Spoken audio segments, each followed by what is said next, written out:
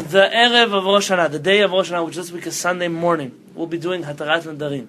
Hatarat Nadarim is a ceremony we've been doing for a very long time, in which we have a bedin of 3 men, a rabbinic court, and we annul any vows that a person has made.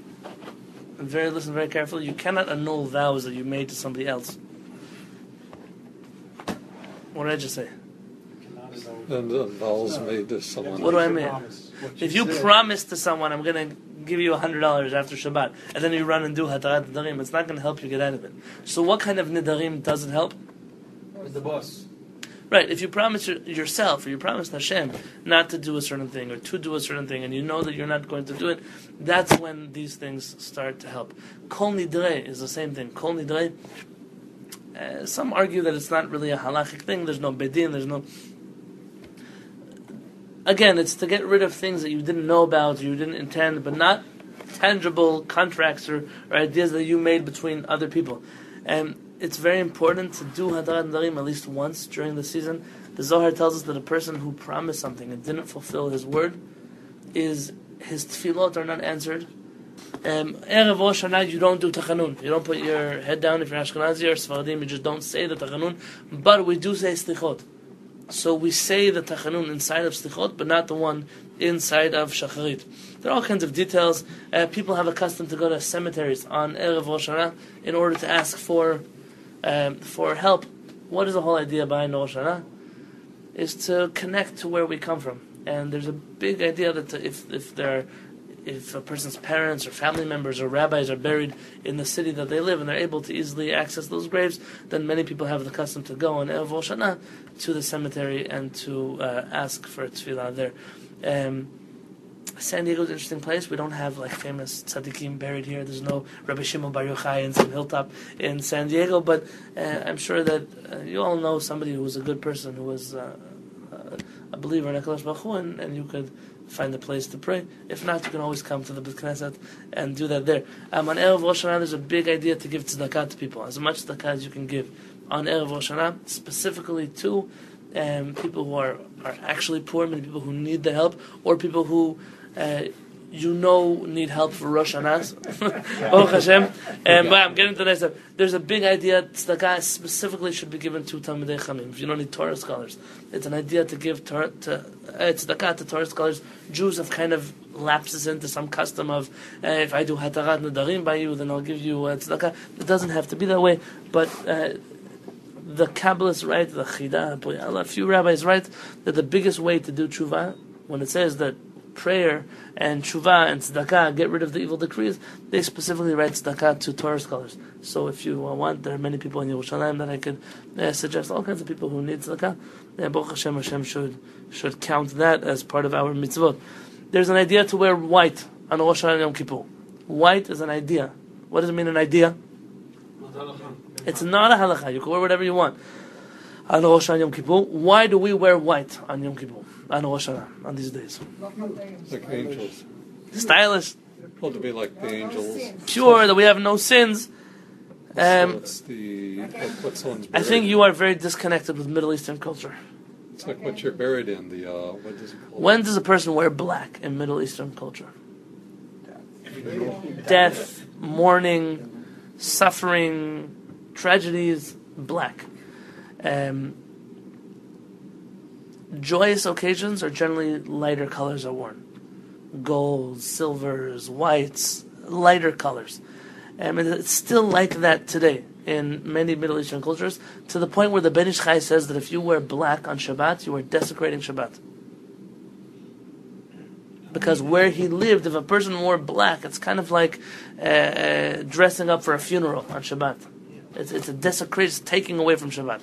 Today, our rabbis say that most people, they wear suits and things like that. Yeah. That's what looks respectable on Shabbat, so we're living in a different generation. But see a white suit coming in with right, a white suit and a white tie. But the idea is to wear white. Our rabbis tell us a white flower. That any other person in a day of judgment would be scared. And they would be wearing black, and they'd be wearing dark colors because they're scared. But we are so sure that Hashem will do a miracle for us that we shave our beards and we cut our hair and we shower and we get dressed in white. It's an idea to show that we're confident that HaKadosh Baruch Hu is going to forgive us. Why not wear gold? Many Jews have a custom to wear gold on the holidays. Golden calf. Because Chet HaEgel, the golden calf, this is all about the golden calf. We're not allowed to remind the Kadosh Baruch Hu of the golden calf, not on Rosh Hashana, not on Yom Kippur, and therefore the Jewish custom is to wear white. The angels also supposedly are white. The Ashkenazim have another custom for wearing white. This is found in the Kitzur Shulchan Aruch.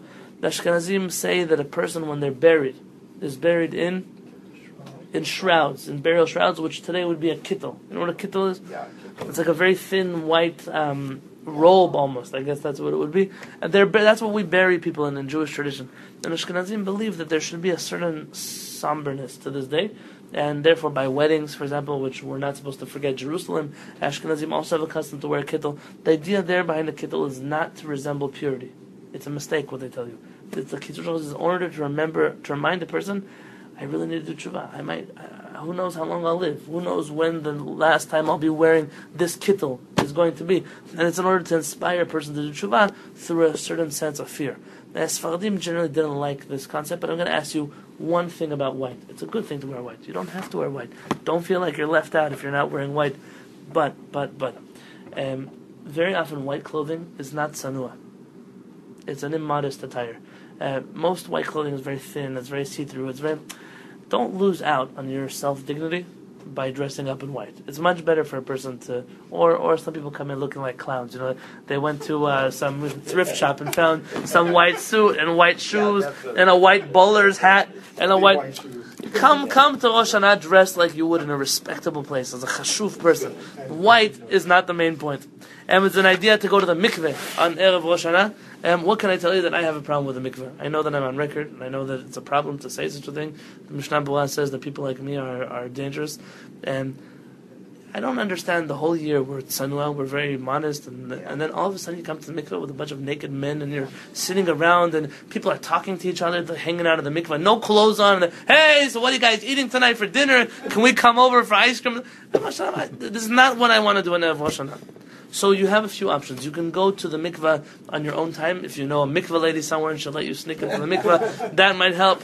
If you know of a lake or an ocean, I decided, I'll tell you, 4 years ago, maybe even 5 years ago, I decided I'm going to the mikveh and nobody's going to stop me. I'm going to go to the ocean with a friend of mine. Rabbi Yitzchak Abipol was here.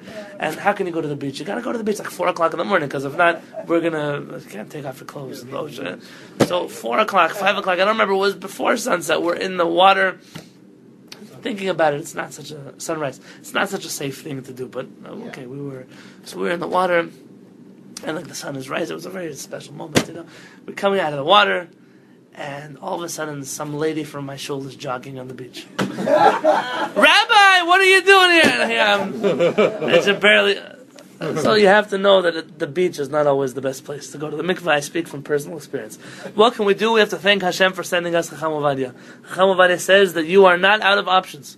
You can go to the mikveh inside of a shower.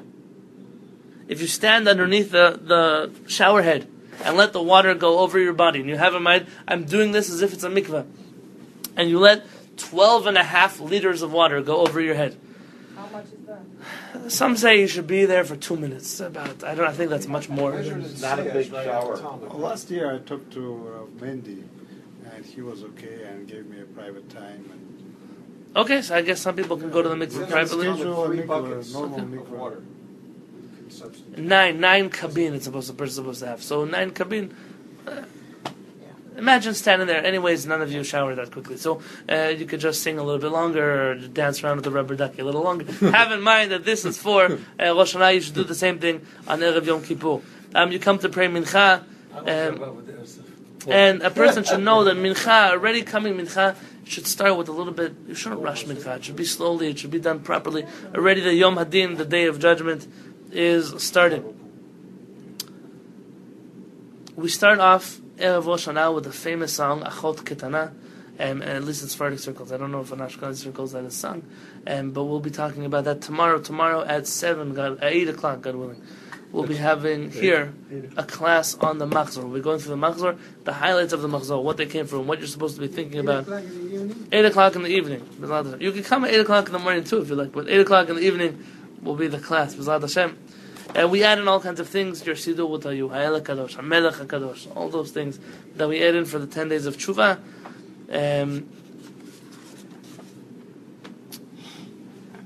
And then we come to Rosh Hashana night. What is a siman? What does it mean, siman? Well, A symbol, better than a symbol. A sign. In Hebrew, the synonyms of siman are tziun, ot, hakara. Words, and they represent something. They stand for something. They signify something. We eat all kinds of funny things in Rosh Hashanah. A fish head, lamb's head, all kinds of whatever things, pomegranates and apples and who knows what you eat. And all kinds of minhagim. Every community should do their own minhag. A few things you should know. It's important to check certain things for bugs. Dates, you must check for bugs. Certain kinds of, let's say a person eats green beans, or you have to know what it is that you're eating and how you check those things. And mostly you just have to look. You have to cut things open, check inside, and make sure that in order to have a good year, it's nice if you start a date, but if you start a date with a worm inside of it, then you started the year off on the wrong foot. So it's not worth eating a date if you're not going to take care of the proper kosher precautions. The idea behind the science, and I'll walk you through each one of them on Rosh Hashanah night here in the Beit Knesset, and what they mean according to Halakha, what they mean according to Kabbalah. They're meant to symbolize all kinds of things, to have a good year. Things should be sweet things should give you a sweet year, but not because you dip an apple in honey will you have a sweet year. And you have to listen, it's not no magic potion. I dipped the apple in honey and I'm going to have a happy, sweet new year. It's not true.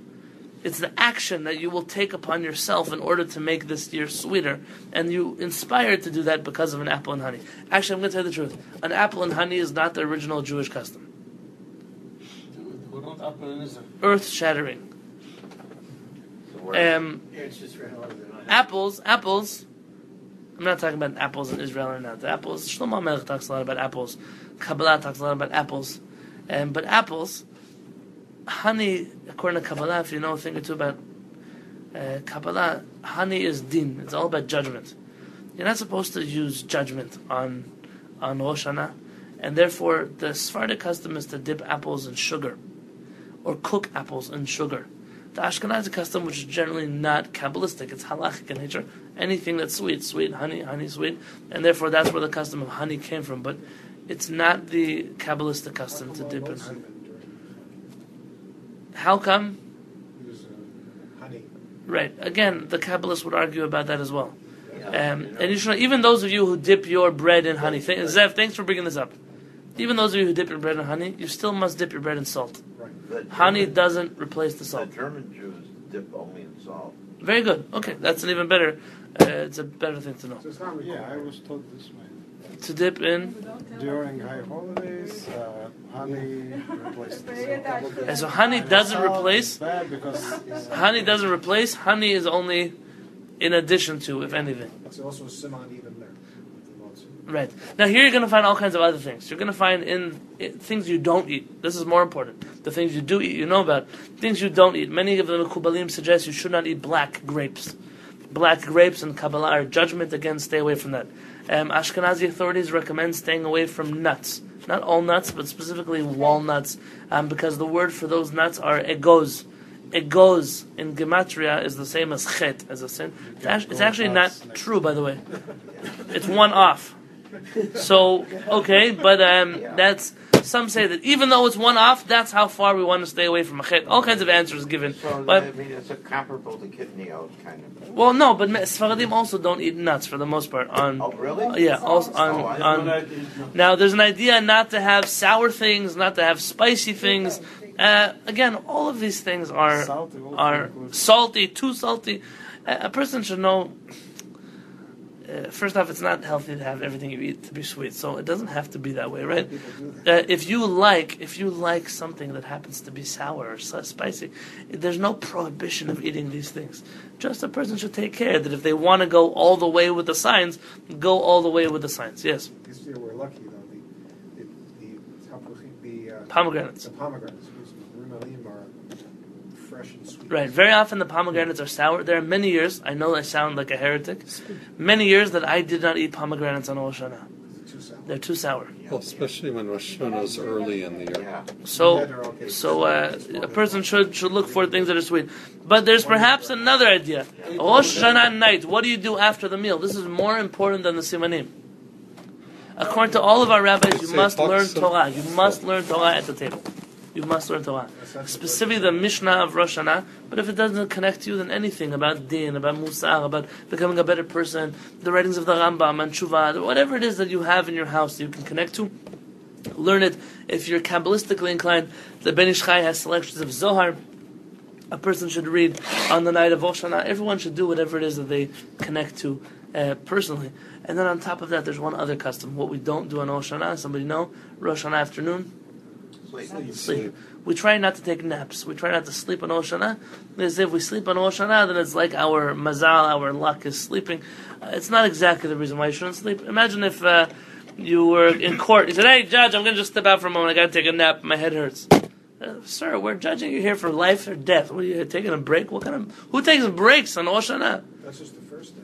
But first day, second day, you should know that there's something worse. The Mishnah Berurah, the Chavetz Chaim tells us that saying Lashon Hara is worse than sleeping. Because sleeping is just like a bad sign. But it might just be because you have a headache or because you want to take care of yourself. Lashon Hara is absolutely forbidden. You cannot speak bad about other people. Talking inside of a Bet Knesset, talking about nonsense inside of a Bet Knesset, is an Avera. You're not allowed to do that. Doing things that are hurtful to other people or just wasting time sitting in a chair reading a newspaper is worse than sleeping. And therefore a person has to know their order of priorities. If I know that I'm going to sit around and do nothing, there's no inyan not to sleep. Somebody once told me, Shavuot night, we're going to arrange for the teenagers a basketball game the whole night. That way they stay up. There's nothing special about staying up on Shavuot. You only stay up to learn Torah. There's nothing special about staying up. Who plays basketball the whole night on Shavuot? It's a crazy thing. It's better for them to go to sleep. They're basket cases. I was waiting for something today. Baruch Hashem. See, but these are things that a person has to take into consideration. I want my Rosh Hashana to be meaningful, to be powerful. I'm going a little bit over time, but I want to do a few more halachot. Well, what about in terms of just the strain of trying to do all that? I personally find Rosh Hashana sometimes more exhausting than Kippur. It's Sure. exhausting. You have to get some restfulness and so forth. Especially the lady who needs to do the cooking. So I once asked, and if a person says, Hashem, I'm only resting now because I want to have koach to come back and pray mincha, or I want to be able to think properly. Of course you're doing something okay. You don't have to worry so much. The idea is, some people, and it's not so prevalent in San Diego, but in the East Coast, for example, where people pray on time, like 8 o'clock in the morning on Shabbat, they finish their prayers like at 10 o'clock, at 10:30. They go home, they have lunch, they're done by 11:30, 12 o'clock, and then mincha is at 7 p.m. So what do they do for 7 hours? Most people go to bed. And they sleep more during the day than they sleep the whole night. Yeah.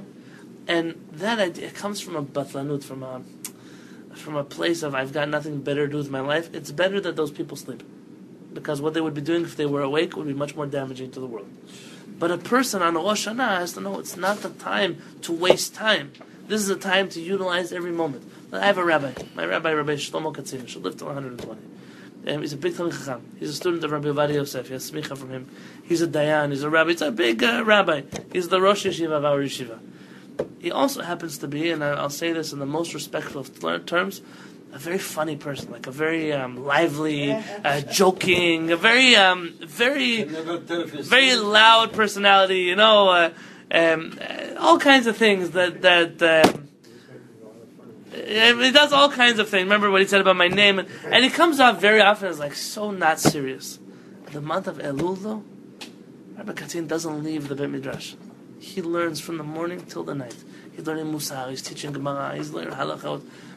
It's not a time, even those of us who have personality, it's time to keep certain elements of ours in check on Rosh Hashana, to make sure we take this day seriously. It's a serious day. It's a happy day, but it's a serious day. Not a sad day. You're not to cry in Rosh Hashana, but a somber day.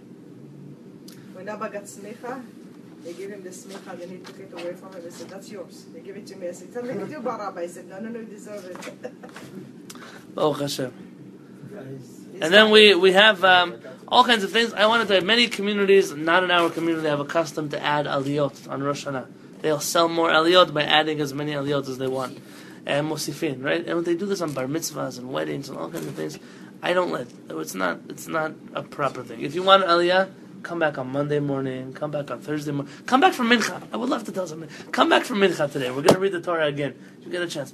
People who come, Rosh Hashana, it's time. We don't have all day long to sit here and hear you get a Mishabech, and you get a Mishabech, and your brother's going to get a Mishabech, and your uncle's going to get a Mishabech, and your sister who's married to who is going to get a Mishabech. It's not the right time.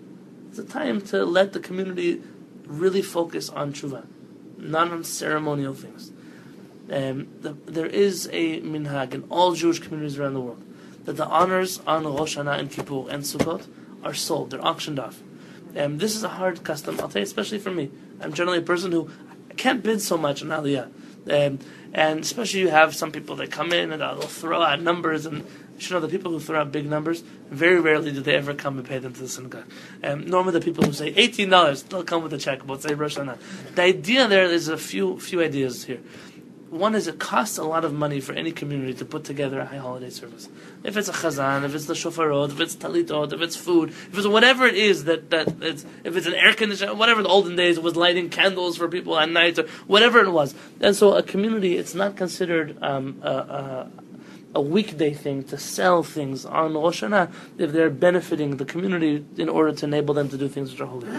Very often in communities this enables the rabbi or the people who are doing holy things in the community to do what they need to do, which is also mitzvah in and of itself. And there's also another idea. There's an idea that how am I going to choose who gets an aliyah on Yom Kippur morning? I'm going to pick favorites. My 5 favorite people are going to get aliyah on Yom Kippur. It comes to a big shalom bayit problem. Who gets this one? Who gets that one? Who's going to read the Haftarah on Yom Kippur? And so the idea was put forth in order to keep peace in the community. Ironically, to keep peace, a person we bid on the aliyah. That way, okay, we understand why he got the third aliyah. I might wish it was me, but it makes sense why he got it. And it puts a certain order into things. It's the same reason why many communities have a custom to hire a chazan for Rosh Hashanah and Yom Kippur. The reason is because some communities people, I want to be the chazan, but you don't know how to pray. I want to be the chazan. Your voice, it hurts our ears when we listen to you, right? There are some people like that. I know of a community that has a chazan that they just don't want to fire. He has such a bad voice. They bring a second chazan to sing with him. A man like that should just know, I shouldn't come back and be a chazan again. I'm already old enough to retire or whatever it would be. But the idea is we pay for a chazan. That way we have an excuse to tell somebody, hey, we don't need you. We have someone we paid for. The Shulchan Aruch says it's a good thing to do in order to keep the peace when you have this many people that come that are not familiar with the traditions and the styles and the tunes. And maybe just a few more halachot about shofar. Shofar. It's a big deal. You must hear shofar the first day and the second day. And the Ashkenazim have a custom, which the Sfaradim stole from them. The Ashkenazim have a custom to blow shofar every day of Elul. It's a good custom. We say about this custom that even though it's not our custom, Yisodato b'harei kodesh. It comes from a very holy place. The Arizal says very good things about this custom. Sfaradim, we've kind of thrown shofar blowing into the end of slichot somehow, because we're jealous. We also want to blow the shofar, so we do it too. The original Ashkenazi custom, is brought down in the Tur, is that they would blow shofar in the morning and at night. But I don't know any Ashkenazi community in the world that blows shofar twice, only in the morning. A kind of a sense, though, of like eating matzah before Pesach. That it loses its feeling, its flavor. Yeah, it's only a taste. You have 100 shofar blows in Rosh Hashanah and you do 3 of them here. It's not going to take away. But you're right, there is this idea, which is why in Erev Rosh Hashanah, we don't blow the shofar. Our rabbis give 2 reasons for this. Very good. To distinguish between the shofar blowing we do for a minhag and the shofar blowing that we do for according to the Torah. The Torah says we must blow. And there's a second thing. The Gemara mentions la'arvev et ha-satan, to confuse the Satan. Rabbi Chaim David Halevy, in his book Makor Chaim, says, well, I don't get it. I don't blow the shofar one day, the Satan is going to get confused. What does that mean? And you should see all kinds of rabbis give all kinds of answers. And he says here, remember there's a Rambam I learned here once with you. The Rambam says that if you see something that a rabbi say that sounds a little bit strange, don't take it at face value. They're coming to hint to something much deeper. What is the Satan? A rabbi says, Satan hu malach hamavet. The Satan is the angel of death. The malach hamavet hu? Yetzirah is also your evil inclination. It's the same thing. It's the same being. The rabbis tell us that the Yetzirah that caused you to sin is the same Malach HaMavet who will take a person out of this world for the sin that he did, that he caused him to do. And it's the same Satan that will give testimony in the court and say, he did this Avera. And it's a sly character. It's inside of all of us. This is to confuse the Satan. You know that feeling when it's Rosh Hashana morning and you didn't blow the shofar? I wish we would have blown shofar today. It's meant to knock a certain humility into us, says Rabbi Yonatan Halevy, to give us a certain sense of Yom Hadin is coming. This is not a simple shofar blowing. It's something internal. He says, don't believe stories about shaking up the Satan. The Satan is an internal force, not an external force. And B'ezrat Hashem, I give us a blessing that the Tkiyat shofar, the Rambam says that even though the shofar blowing is a mitzvah from the Torah, what does mitzvah from the Torah mean? It doesn't have a reason. Torah says you do it, you do it. Says the Rambam, "Avad k'tzat remez yeshbo." There's a little bit of a hint. Why do we blow the shofar? Says the Rambam, it says that how can a shofar be blown and people will not be shaking? A shofar, where do they use shofarot? Before war. Before war. They go to war, they hear the sound and they go. Actually, there's a whole new thing this year I've been seeing. People who can play music through a shofar. All kinds of songs, and who knows, it's an interesting thing. But shofar is meant to have a loud, crazy voice. That's when they go to war, that's when they break down walls, that's when they're cutting off people's heads. I don't know what they were doing back in these wars. And it's meant to instill a certain, whoa, Rosh Hashana, it's not a little deal. And the Rambam says that comes to tell you when you hear the shofar, you should think of a few words. Uru, uru, wake up, yeshanim, you sleeping people, mishnatchem, from your sleep. The whole year you're sleeping. The whole year we're running after this and we're running after that, and we want to go to which restaurant is better for us, and which this and which how much money do we want, and what kind of car do we drive, and do I want a house with 5 bedrooms or with 18 bedrooms? We have all kinds of things we're chasing our whole life afterwards. And we said, now it's time. The shofar comes to say, Chevra, focus on the things that are important in your life. If I were to leave the world today, what would my obituary look like? How would people think about me? What would people say about me? Oh, I'm happy he's gone. Or would people say, whoa, this is a special person? Would I feel that I've accomplished everything I want to accomplish in the world? I told you last night that everything I said tonight should be L'ilui Nishmatam. There's a couple that I just met last week that were all killed in a car accident last night. The couple was killed, the future son-in-law was killed, and the daughter and the 2 sons are in the hospital. Overnight, the people, I just met them. I just was at my brother's wedding with them. Hashem Yishmor, should never know. They spoke to this man and he invited me to come back to New York and visit his house. He had no idea. We don't have any idea.